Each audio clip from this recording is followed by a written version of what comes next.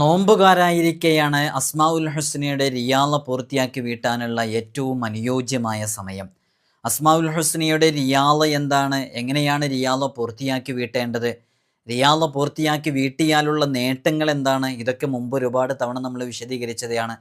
കഴിഞ്ഞ റമളാനിൻ്റെ സമയത്ത് നമ്മൾ നോമ്പുകാരായിട്ട് അസ്മാഉൽ ഹുസ്നയുടെ റിയാള നിങ്ങളൊക്കെ പൂർത്തീകരിച്ച് വീട്ടിക്കോളൂ എന്ന് പറഞ്ഞിട്ടുണ്ടായിരുന്നു.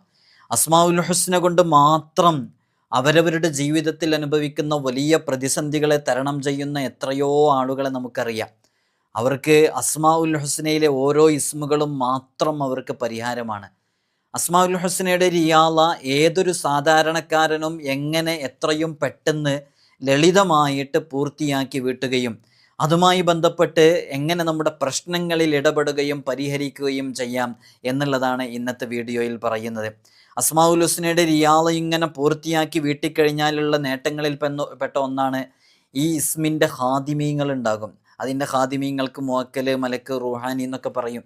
അവർ ആരാണോ റിയാള പൂർത്തിയാക്കി വീട്ടിയത് അവരൊരു ഇസ്മ ഉച്ചരിക്കുമ്പോഴേക്ക് അവരുടെ ആവശ്യ പൂർത്തീകരണത്തിന് വേണ്ടി വരും. യാ സലാമു യാ അള്ളാ എന്ന് പറയുന്ന ഒരു ഇസ്മിൻ്റെ റിയാളൊക്കെ പൂർത്തിയാക്കി വീട്ടിയാളാണെങ്കിൽ ഏതെങ്കിലും ഒരു ആപൽ ഘട്ടത്തിൽ രക്ഷ നേടാൻ വേണ്ടിയിട്ട് യാ സലാമു യാ അള്ളാ എന്ന് ഒരൊറ്റ തവണ വിളിക്കേണ്ട ആവശ്യമേ ഉള്ളൂ. അതിൻ്റെ ഹാദിം വന്ന് അവൻ്റെ ആവശ്യത്തിനും അവൻ ആവശ്യപ്പെടുന്ന കാര്യത്തിനും അവൻ്റെ മറ്റുള്ളവർക്ക് വേണ്ടിയിട്ട് അവൻ ആവശ്യപ്പെടുമ്പോഴും ആ വിഷയം പരിഹരിച്ചു കൊടുക്കാൻ വരുമെന്നുള്ളതാണ്. ഇതൊക്കെ അസ്മാഉൽ ഹുസ്നയുടെ രഹസ്യങ്ങളും ഉള്ളറകളും അറിയുന്നവർക്ക് മാത്രമേ ഇതൊക്കെ ഉൾക്കൊള്ളാൻ കഴിയുള്ളൂ. ഇൻഷാല്ല നിങ്ങൾ ഈ വീഡിയോ കണ്ടാൽ ഇൻഷാല്ല കൃത്യമായിട്ട് അസ്മാഉൽ ഹുസ്നയുടെ റിയാള പൂർത്തിയാക്കി വീട്ടുമ്പോൾ അതിൻ്റെ അദദുകൾ കിട്ടണം. അത് ഡിസ്പ്ലേയിൽ ഇവിടെ കാണിക്കുന്നുണ്ട്. അതേപോലെ തന്നെ എങ്ങനെയാണ് പൂർത്തിയാക്കി വീട്ടേണ്ടത്, പൂർത്തിയാക്കി വീട്ടിക്കുമ്പോൾ ശ്രദ്ധിക്കേണ്ട കാര്യങ്ങൾ എന്തൊക്കെയാണ് എന്നെല്ലാം കൃത്യമായി വിശദീകരിക്കുന്നുണ്ട്. വീഡിയോ പൂർണ്ണമായും കാണാൻ ശ്രമിക്കണം എന്ന് ഓർമ്മപ്പെടുത്തുകയാണ്. എല്ലാ ദിവസവും ഓർമ്മപ്പെടുത്താറുള്ളത് പോലെ തന്നെ ചൊവ്വാഴ്ചകളിൽ മാത്രമാണ് നേരിട്ട് കാണാനുള്ള ഡേറ്റ്. റമദാൻ മാസത്തിൽ ഉണ്ടാകില്ല, റമദാൻ മാസം അല്ലാത്ത ചൊവ്വാഴ്ചകളിൽ. അതിന് ഞായറാഴ്ച 10 മണിക്ക് വിളിച്ച് ബുക്ക് ചെയ്തതിൻ്റെ ശേഷം മാത്രമാണ് വരേണ്ടത് എന്ന് ഓർമ്മപ്പെടുത്തുകയാണ്. ബുക്ക് ചെയ്യാതെ പലരും വരുന്നുണ്ട്, അതുകൊണ്ടാണ് പ്രത്യേകം പറയുന്നത്. അതേപോലെ തന്നെ നമ്മുടെ ദർസിലേക്കുള്ള അഡ്മിഷന് കുറച്ച് ആളുകൾക്ക് നമ്മൾ ഇൻ്റർവ്യൂ കൊടുത്തു, സെലക്ട് ചെയ്തിട്ടുണ്ട്. ഇൻഷാ അല്ലാഹ് ഇനിയും ആഗ്രഹിക്കുന്നവർക്ക് അഡ്മിഷന് വേണ്ടി കോൺടാക്റ്റ് ചെയ്യാവുന്നതാണ്. അത് നോമ്പിൻ്റെ സമയത്തും എങ്ങനെയാണ് അതിൻ്റെ പ്രൊസീജിയർ കാര്യങ്ങളൊക്കെ നിങ്ങൾ അറിയിക്കും. നമ്മുടെ മക്കളെ ദീനിൽ എത്രത്തോളം അടിയുറച്ച് നിർത്തണം എന്നുള്ളത് സമീപകാലത്തെ ഓരോ വാർത്തകളിലേക്കും ഞാൻ പ്രവേശിക്കുന്നില്ല.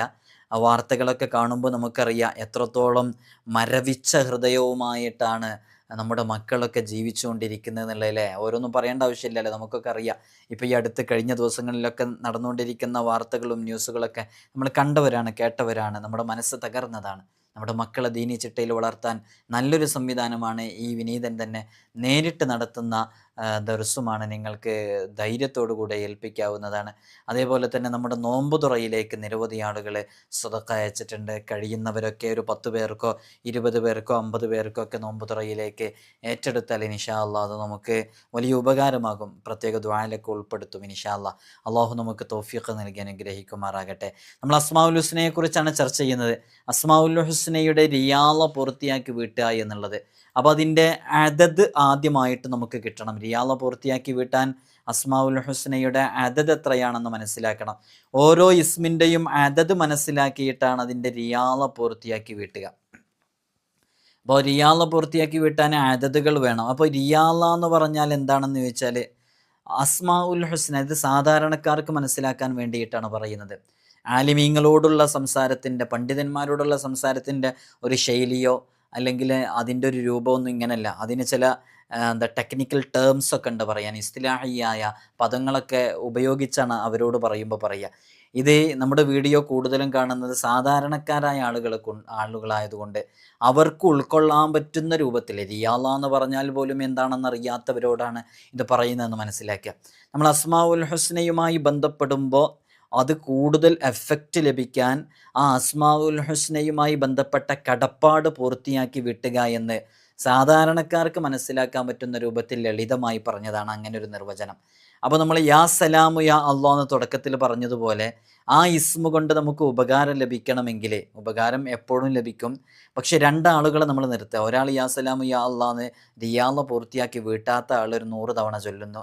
റിയാള പൂർത്തിയാക്കി വീട്ടി ഈ അസ്മാഉൽ ഹുസ്നയുമായി എപ്പോഴും ബന്ധപ്പെട്ട് കിടക്കുന്ന ഒരാൾ, അയാളും യാ സലാമു യാ അല്ലാ എന്ന് പറയുന്നു.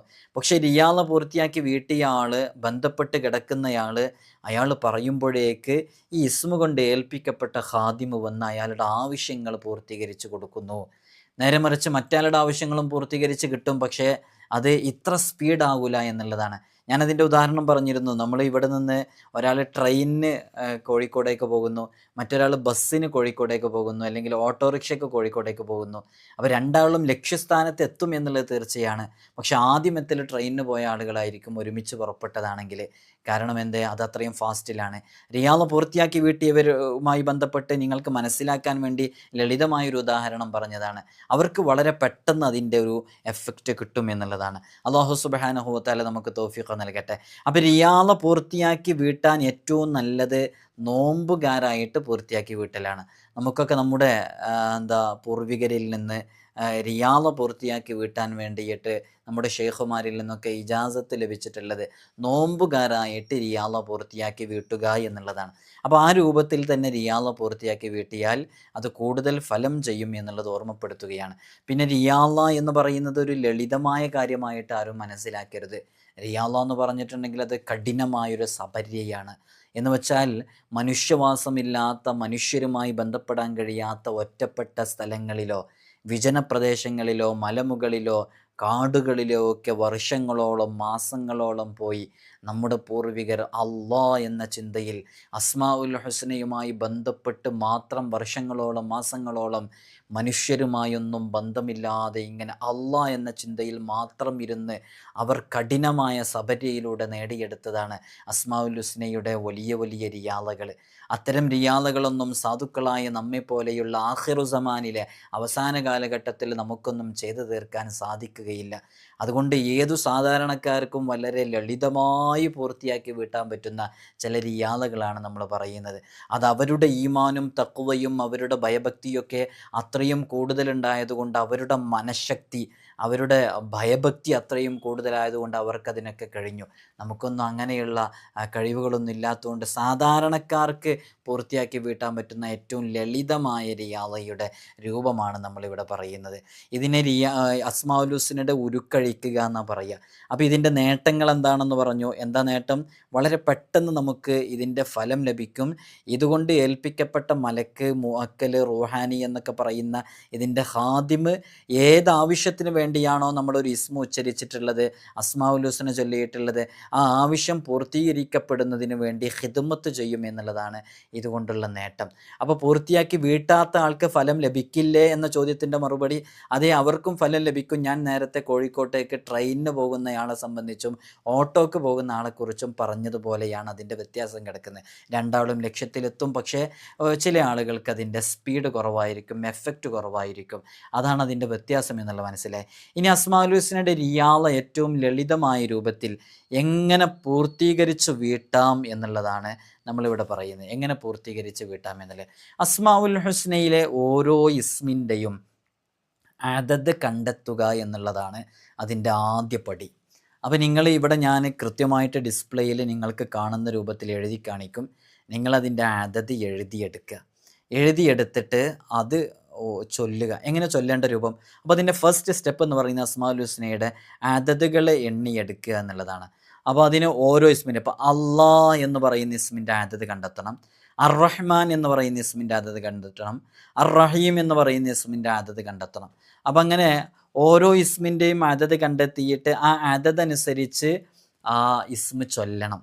ഇപ്പോൾ ഒരു ഉദാഹരണം പറഞ്ഞാൽ നിങ്ങൾ നോക്കൂ, നമ്മൾ അസ്മാഉൽ ഹുസ്നയിലെ ഇപ്പോൾ അള്ളാ എന്ന് പറയുന്ന ഇസ്മ്, ഈ അള്ളാ എന്ന് പറയുന്ന ഇസ്മിൻ്റെ അദദ് എന്ന് പറയുന്ന 66ആണ്. അപ്പോൾ 66 തവണ അള്ളാഹ് എന്നുള്ളത് ചൊല്ലുക. ഇനി അർ-റഹ്മാൻ എന്നുള്ള ഇസ്മ എടുക്കുക. അർ-റഹ്മാൻ എന്ന് പറയുന്ന ഇസ്മിൻ്റെത് 298ആണ്. അപ്പോൾ 298 ആകുമ്പോൾ 298 തവണ അർ-റഹ്മാൻ എന്ന് ചൊല്ലുക.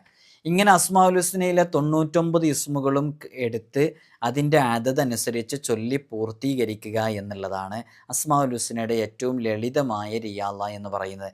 അപ്പോൾ ഓരോന്നിൻ്റെ അങ്ങനെ എടുക്കുക, 298 റഹ്മാൻ എന്നുള്ളതിൻ്റെ ഓരോന്നിൻ്റെ അടുത്ത് ഇതിപ്പോൾ എങ്ങനെ ചൊല്ലേണ്ടത്? യാ എന്ന അക്ഷരം ചേർത്തിയിട്ടാണ് ഓരോ ഇസ്മുകളും ചൊല്ലേണ്ടത്. അപ്പോൾ അള്ളാഹ് എന്നുള്ളിടത്ത് യാ അള്ളാഹു, യാ അള്ളാഹു, യാ അള്ളാഹു, യാ അള്ളാഹു. ഇനി യാ റഹ്മാനു, യാ റഹ്മാനു, യാ റഹ്മാനു, യാ റഹ്മാനു, യാ റഹീമു, യാ റഹീമു, യാ റഹീമു. ഇതിൻ്റെ അതനുസരിച്ച് കൃത്യമായിട്ട് അത് ചൊല്ലി തീർക്കുക എന്നുള്ളതാണ്. ഇത് ഏറ്റവും ലളിതമായ റിയാളയുടെ രൂപമാണ്, ഏറ്റവും ലളിതമായ റിയാള. പക്ഷേ ഇത് ഇജാസത്തോട് കൂടെ ഒക്കെ ചെയ്താൽ കൂടുതൽ ഫലം ഇതിന് ലഭിക്കും. നമ്മൾ ഇനിയും വലിയ റിയാളുകളൊക്കെ വരുന്നുണ്ട്. ആ വലിയ റിയാളുകളൊക്കെ ചെറിയ റിയാളുകൾ പൂർത്തീകരിച്ച് വീട്ടിയിട്ട് സാധ്യമാകുന്നവരൊക്കെ അത് പൂർത്തീകരിച്ച് വീട്ടുക. ചില ഇസ്മുകൾക്ക് ചില പ്രത്യേകമായ റിയാളുകളുണ്ട്. യാ ലത്തീഫിൻ്റെ റിയാള, സ്പെഷ്യൽ റിയാളുകളുണ്ട്.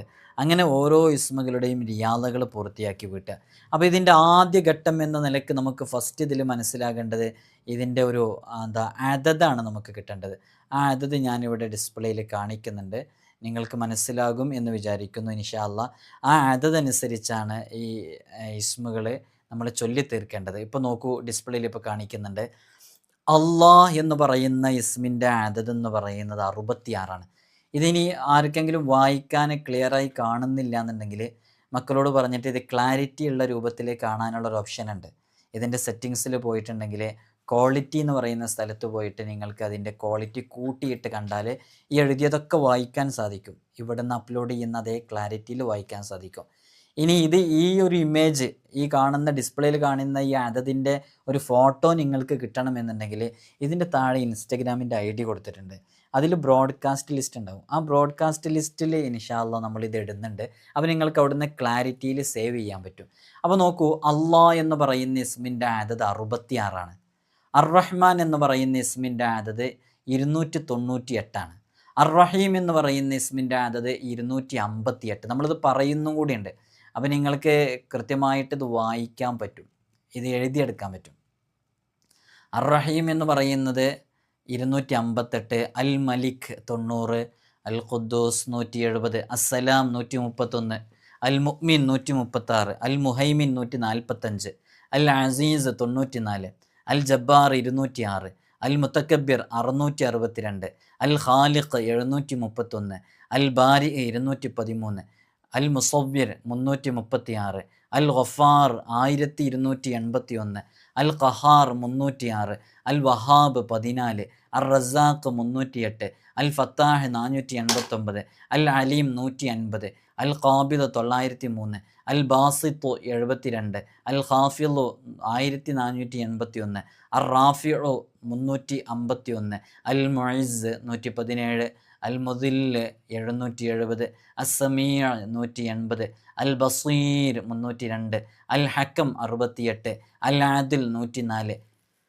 അൽ ലത്തീഫ് 129, അൽ ഖബീർ 812, അൽ ഹലീം 88, അൽ അലീം 1020, അൽ ഗഫൂർ 1286, അഷക്കൂർ 526, അൽ അലി 110, അൽ അലി 110, അൽ അലി വരെ പറഞ്ഞു.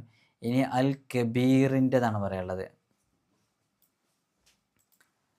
അൽ കബീർ 232, അൽ ഹഫീദ് 998, അൽ മുഖീത്ത് 550, അൽ ഹസീബ് 80, അൽ ജലീൽ 73, അൽ കരീം 270, അർ റഖീബ് 312, അൽ മുജീബ് 55, അൽ വാസി 137, അൽ ഹക്കീം 77, അൽ വദൂദ് 20, അൽ മജീദ് 57, അൽ ബാഇസ് 573, അൽ ഷഹീദ് 319, അൽ ഹഖ് 108, അൽ വക്കീൽ 66, അൽ ഖവി 116, അൽ മത്തീൻ 500, അൽ വലി 46, അൽ ഹമീദ് 62, അൽ മുഹ്സി 148, അൽ മുബ്ദി 56, അൽ മുഈദ് 124, അൽ മുഹ്യി 68, അൽ മുമീത്ത് 490, അൽ ഹയ്യ് 18, അൽ ഖയ്യൂം 156, അൽ വാഹിദ് 14, അൽ മാജിദ് 48, അൽ വാഹിദ് 19, അൽ അഹദ് 13, അസ് സമദ് 134, അൽ ഖാദിർ 305,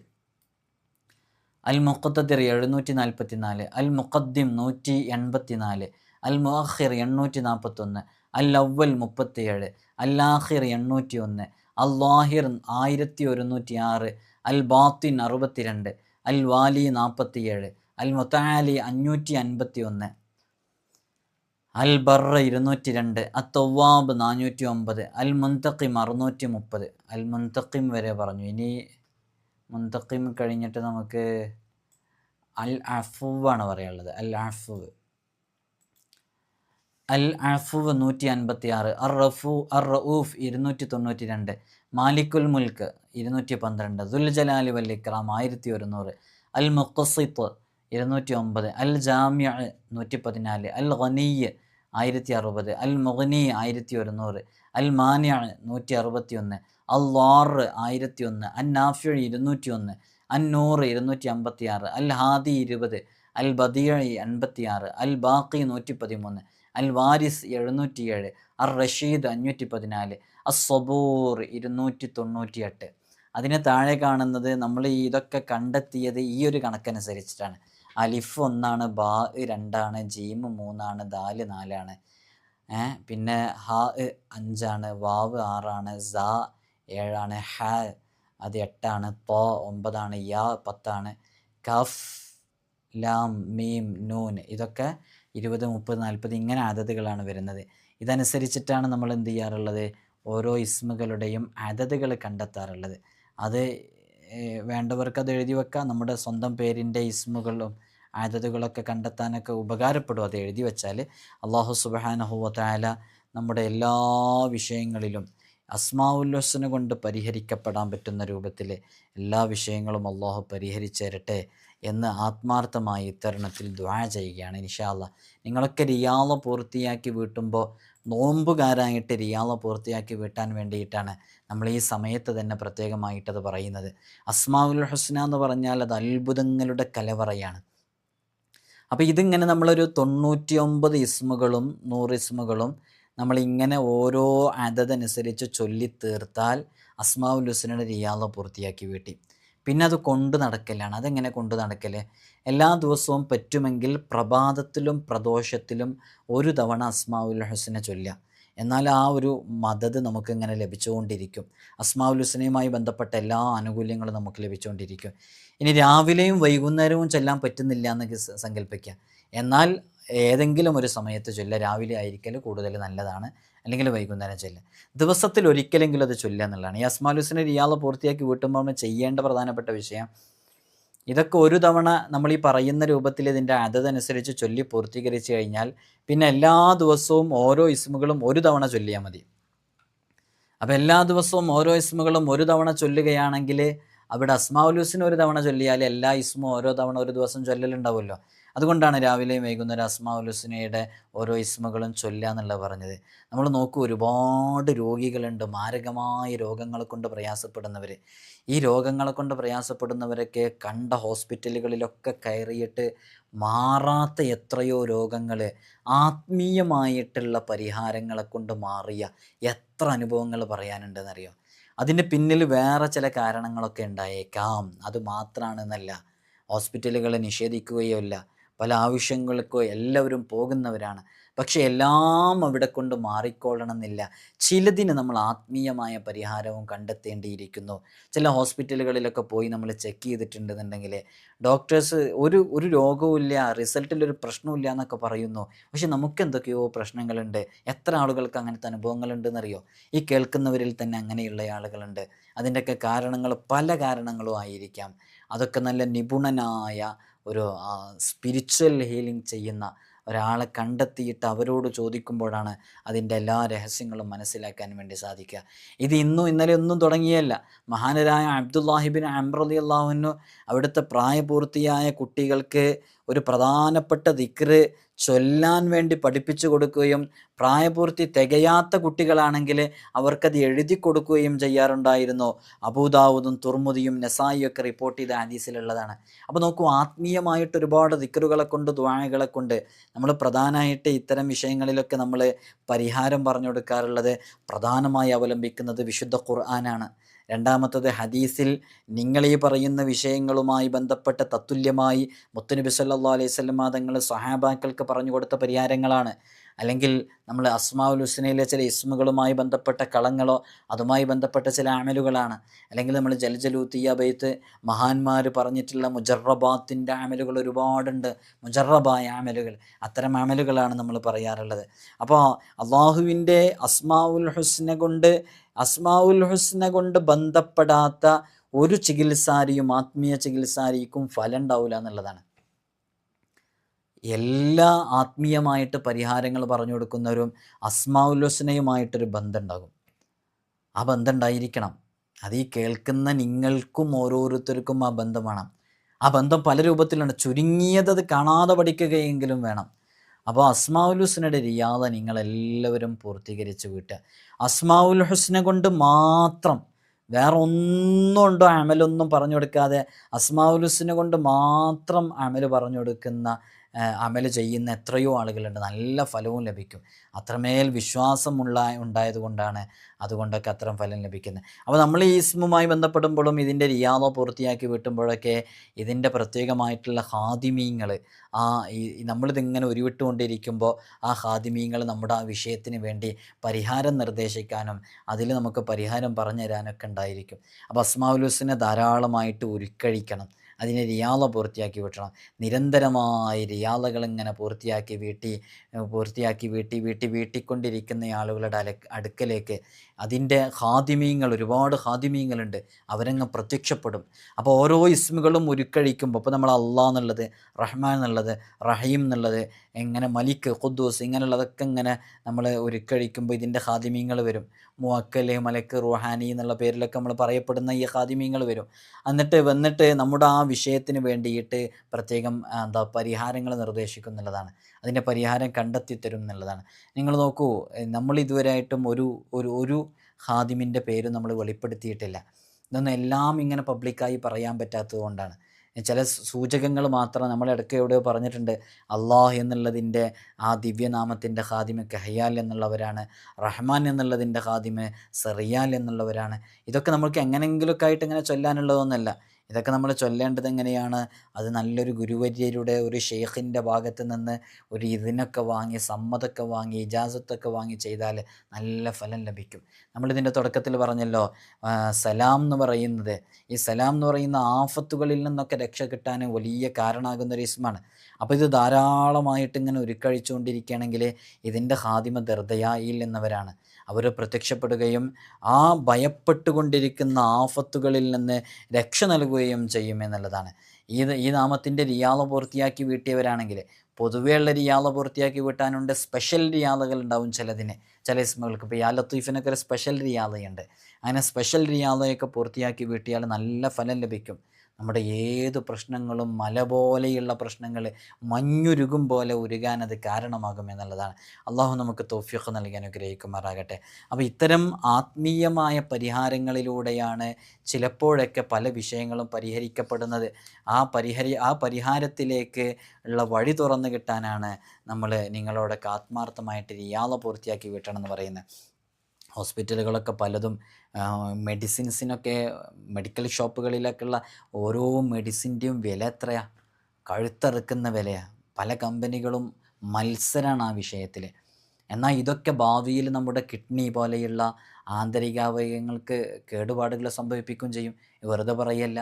ഓരോ പാരസിറ്റാമോൾ, ഡോളൊക്കെ എടുത്ത് നോക്കിയിട്ടുണ്ടെങ്കിൽ അതിൻ്റെ ബാക്കിൽ തന്നെ എഴുതി വച്ചിട്ടുണ്ടാവും കോഷൻ എന്ന രൂപത്തിൽ, ഇത് ഇന്നാലിന്ന ഫങ്ഷൻസിന് ഇത് ഡാമേജ് ഉണ്ടാക്കുമെന്നെല്ലാം എഴുതി വെച്ചിട്ടുണ്ട്.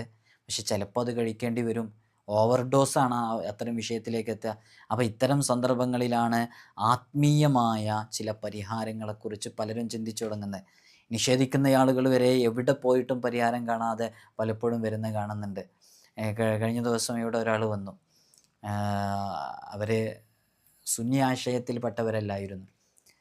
മറ്റൊരു വിഭാഗത്തിൽ സുന്നത്ത് ജമാഅത്തിൻ്റെ മറുപക്ഷത്തിരിക്കുന്ന ബിദ്അത്തിൻ്റെ ആളുകളിൽപ്പെട്ടവരാണ്. അവർക്ക് ഇത്തരം വിഷയങ്ങളുമായിട്ടൊന്നും ഒരു വിശ്വാസവും കാര്യങ്ങളൊന്നുമില്ല. പക്ഷേ ഇവിടെ പോയിട്ടും അയാളുടെ വയറിൻ്റെ ഒരു പ്രശ്നമുണ്ട്. അയാൾക്കൊരു 43 വയസ്സായി. ആ ഒരു വയറിൻ്റെ പ്രശ്നം എവിടെ പോയിട്ടും മാറുന്നില്ല. എല്ലാ ചെക്കിങ്ങുകളും ചെയ്ത് അങ്ങനെ ആണ് അവർ ആരോ പറഞ്ഞു കൊടുത്തിട്ടാണ് ഇവിടെ വരുന്നത്. നമ്മൾ അവർക്ക് ഒരു തേനുമായി ബന്ധപ്പെട്ടിട്ടുള്ള ഒരു സൊല്യൂഷൻ, ആത്മീയമായൊരു പരിഹാരം പറഞ്ഞു കൊടുക്കുകയും അവർക്ക് അതുകൊണ്ട് ആശ്വാസം ലഭിക്കുന്നുണ്ട്. നമ്മൾ പറഞ്ഞ സമയമായിട്ടില്ല, നമ്മൾ കുറച്ച് സമയം പറഞ്ഞു കൊടുത്തിട്ടുണ്ടായിരുന്നു. ആശ്വാസം ഇതിനേക്കാളും 10-13 വർഷമായി പ്രയാസപ്പെട്ടുകൊണ്ടിരിക്കുന്നു. ഈ നിലവിൽ അവർ ചെയ്തുകൊണ്ടിരിക്കുന്ന ട്രീറ്റ്മെൻറ്റിനേക്കാളും വലിയ മാറ്റമുണ്ടെന്ന് അവർ അറിയിക്കുന്നത്. നമ്മുടെ കഴിവുകൊണ്ടല്ല, അത് ആത്മീയമായിട്ടുള്ള ചില പരിഹാരങ്ങൾ, അത് മിറാക്കിൾ സംഭവിപ്പിക്കുമെന്നുള്ളതാണ്, അത്ഭുതങ്ങൾ ഉണ്ടാക്കി തീർക്കുമെന്നുള്ളതാണ്. അതുകൊണ്ടാണ് അങ്ങനെയൊക്കെ സംഭവിക്കുന്നത്. അള്ളാഹു സുബ്ഹാനഹു വ തആല നമുക്ക് തൗഫീഖ് നൽകി അനുഗ്രഹിക്കുമാറാകട്ടെ. ആയിഷ റളിയല്ലാഹു അൻഹ റിപ്പോർട്ട് ചെയ്യുന്ന ഹദീസിൽ കാണാം, നബി സല്ലല്ലാഹു അലൈഹി വസല്ലം തങ്ങൾ ആർക്കെങ്കിലും മുറിവോ ചതവോ ഒക്കെ ഉണ്ടായിട്ടുണ്ടെങ്കിൽ മണ്ണെടുത്തിട്ട് മന്ത്രിച്ച് കൊടുക്കാറുണ്ടായിരുന്നു എന്നല്ലേ സ്വഹീഹ് മുസ്ലിമിലുള്ള ഹദീസാണ്. അനസ് റളിയല്ലാഹു അൻഹു റിപ്പോർട്ട് ചെയ്യുന്ന ഹദീസിൽ കാണാം, നബി സല്ലല്ലാഹു അലൈഹി വസല്ലം തങ്ങൾ കണ്ണേറിനും പനിക്കും മറ്റുള്ളവർക്കൊക്കെ വേണ്ടി മന്ത്രിക്കാൻ വേണ്ടിയിട്ട് അനുവാദം തന്നിരുന്നു എന്നുള്ളത് കാണാം. ഹബീബായ സല്ലല്ലാഹു അലൈഹി വസല്ലം തങ്ങളുടെ അവിടുത്തെ പ്രിയപത്നി ഉമ്മു സലമ റളിയല്ലാഹുവിൻ്റെ വീട്ടിൽ ചെന്നപ്പോൾ അവിടെ ഉണ്ടായിരുന്ന ഒരു കുട്ടിയുടെ മുഖത്ത് നിറമാറ്റം കണ്ടപ്പോൾ മുത്തുനബി സല്ലല്ലാഹു അലൈഹി വസല്ലം തങ്ങൾ പറഞ്ഞു, ആ കുട്ടിക്ക് കണ്ണേറുണ്ട്, നിങ്ങൾ നന്നായിട്ട് മന്ത്രിച്ചു കൊടുക്കുക എന്ന് പറഞ്ഞ്. ഹബീബായ സല്ലല്ലാഹു അലൈഹി വസല്ലം തങ്ങൾ ആത്മീയമായി ഇത്തരം ഒരുപാട് പരിഹാരങ്ങൾ പറഞ്ഞിട്ടുണ്ട്.